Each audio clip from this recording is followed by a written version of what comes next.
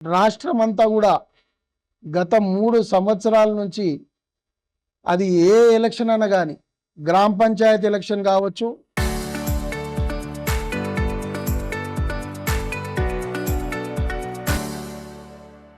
అది municipal election కావచ్చు, లేకపోతే బై ఎలక్షన్ కావచ్చు, మన జనరల్ ఎలక్షన్లో కూడా అవినీతి, కాళేశ్వరం అంటే అవినీతి, కాళేశ్వరంలో 1,00,000 కోట్ల అవినీతి జరిగింది. పొద్దున్న లేస్తే అదొక ఎజెండాలాగా పెట్టుకొని, అదేదో ఒక సామెత ఉంది, 100 సార్లు చెప్తే అబద్ధం కూడా నిజమవుతుందని. ఆ రకంగా ప్రజలకు పొద్దున్న లేస్తే కాళేశ్వరం అంటే అవినీతి, కాళేశ్వరంపై మేము ఒక కమిటీ వేయబోతున్నాం, దాని ద్వారా కేసీఆర్ గారిని, హరీష్ రావు గారిని జైల్లో పెట్టబోతున్నాం అని ఒక అబద్ధపు మాటలు చెప్పి చెప్పి చెప్పి మరి అధికారంలోకి వచ్చిన కాంగ్రెస్ పార్టీ మరి వారి యొక్క హామీలు నరసింహ వారి యొక్క 420 హామీలు మరి 6 గ్యారంటీలు ఎక్కడ కూడా వారు వీటిని ప్రజలకు వారికి ఇయ్యలేమో, మనకు ప్రజల్లో వ్యతిరేకత వస్తుందని తెలిసి 100 రోజుల్లో మేము ఈ హామీలన్నింటినీ కూడా నెరవేరుస్తాము అని చెప్పి అధికారంలోకి వచ్చిన కాంగ్రెస్ పార్టీ ఇవాళ ఇప్పుడు మనకు డైవర్షన్ పాలిటిక్స్ కనుక చేయకపోతే ప్రజలు మనని గల్లా పట్టుకొని కంపల్సరీ ఈ హామీలు ఇచ్చినవి ఏమైనాయి అని చెప్పి అడుగుతారని ఉద్దేశంతో మీ అందరికీ తెలుసు 2 సంవత్సరాల కింద మరి పీసీ ఘోష్ కమిటీ అని కాళేశ్వరం మీద వేయడం జరిగింది. ఈ పీసీ ఘోష్ కమిటీ కాళేశ్వరంలో జరిగిన అవినీతిని, కాళేశ్వరంలో ఏ రకంగా ప్రజలకు పనికిరాదు, 1 ఎకరా కూడా పారతలేదని చెప్తున్న రేవంత్ రెడ్డి గారి మాటలని నిజం చేయడానికి ఎంతో ప్రయత్నించింది వారి యొక్క సుదీర్ఘ విచారణలో.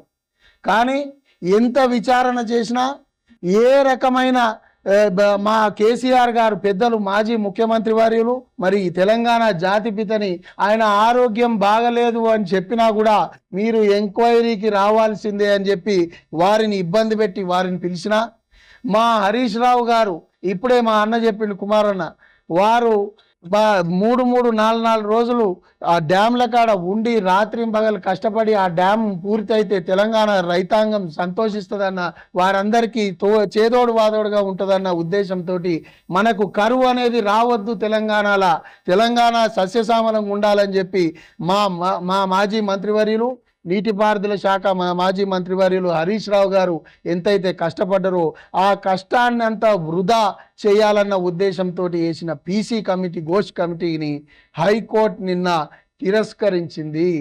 ఈ యొక్క పీసీ ఘోష్ కమిటీలో చెప్పిన ఏ మాట కూడా సత్యం కాదు, దీని ద్వారా ఏ రకమైన యాక్షన్ తీసుకోవడానికి వీలు లేదు అని క్లియర్గా హైకోర్టు నిన్న ఒక క్లియర్ మెసేజ్ ప్రభుత్వానికి పంపించడం జరిగింది. ఇది కాంగ్రెస్ ప్రభుత్వం రేవంత్ రెడ్డి గారికి ఒక చెంపపెట్టులాగా మేమందరం కూడా భావించడం జరుగుతుంది. మీరందరూ కూడా ఒక్కసారి ఆలోచించాలి, మరి ఇది పీసీ ఘోష్ కమిటీయా, లేకపోతే ముమ్మాటికి ప్రజలందరూ కూడా అనుకుంటున్నట్టు పీసీసీ కమిటీ అని చెప్పి మీరు ఆలోచించాలి.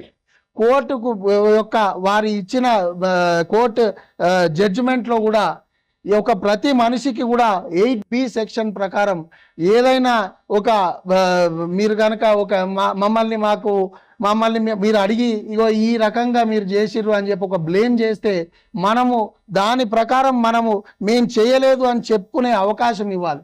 కానీ మీరు అబ్జర్వ్ చేస్తే ఒకటేసారి పీసీ ఘోష్ గారు ఒక్కసారి కేసీఆర్ని 2 గంటలు కలిసిరు, ఒకసారి హరీష్ రావు గారిని కలిసిరు.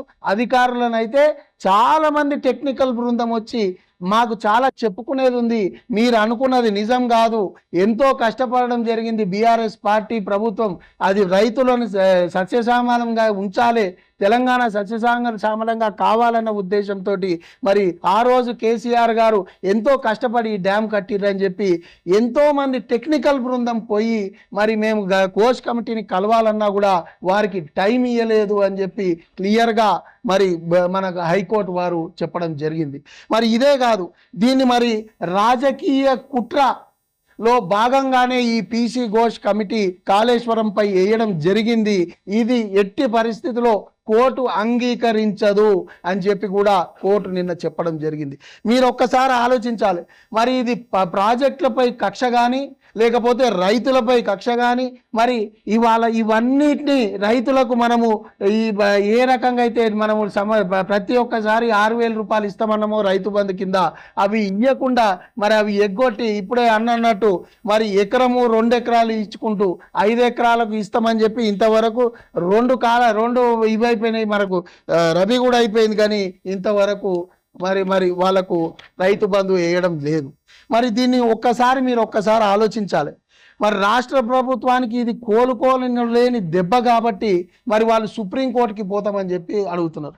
సుప్రీంకోర్టుకి పో, లేకపోతే జిల్లా కోర్టుకు పో, హైకోర్టుకు పో, ఎక్కడికి పోయినా కూడా రాష్ట్ర ప్రభుత్వం గ్రహించాల్సింది ఏంటంటే ఎక్కడికి పోయినా కూడా మీకు వచ్చేది ఇదే నివేదిక.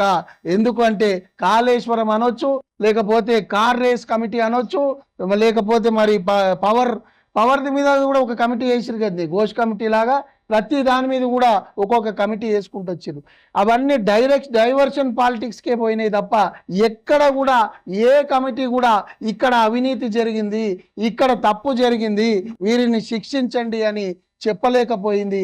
ఇది మరి రేవంత్ రెడ్డి ప్రభుత్వం మరి ఆలోచించాలి. మరి ఇదే రకంగా ముందుకు పోతే మరి ప్రతికూల వ్యాఖ్యలు కూడా ఎవరైనా ఒక మనిషిని మనం బ్లేమ్ చేసినప్పుడు మరి ఈ ప్రతికూల వ్యాఖ్యల ద్వారా రేవంత్ రెడ్డి ఏమనుకుంటున్నాడు, మేము ఆరోపణలు చేసినంత మాత్రాన ప్రజలు నమ్ముతారు అనుకుంటున్నాడు. కానీ ప్రజలు నమ్మకుండా మేము హైకోర్టు పోతే హైకోర్టు మాకు ఇచ్చిన తీర్పు ద్వారా ప్రజలకు మనకు క్లియర్ మెసేజ్ పోయింది ఏంటంటే కాళేశ్వరం అనేది ప్రజలకు మంచి చేయడానికి కేసీఆర్ గారు, హరీష్ రావు గారి నాయకత్వంలో కట్టడం జరిగింది.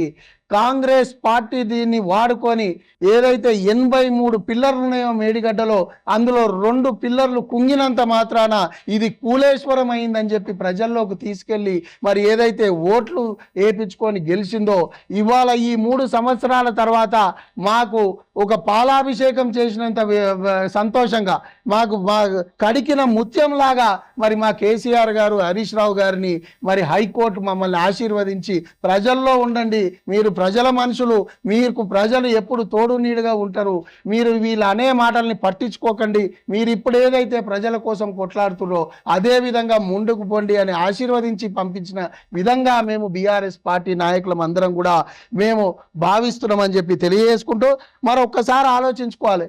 ఈ స్క్రిప్టులన్నీ కూడా అది పీసీ ఘోష్ స్క్రిప్ట్ కావచ్చు, లేకపోతే ఏ నాయకుడు మాట్లాడినా ఏ ఉద్యమకారులని మేము కించపరుస్తున్నామని మాట్లాడినా లేకపోతే ఎవరు ఎన్ని చెప్పినా ప్రజలు మాత్రం రేపొద్దున రాబోయేది కేసీఆర్ గారి ప్రభుత్వము, ప్రజలకు మంచి చేసే ప్రభుత్వమే వస్తుంది అని చెప్పి చెప్పడం జరిగింది.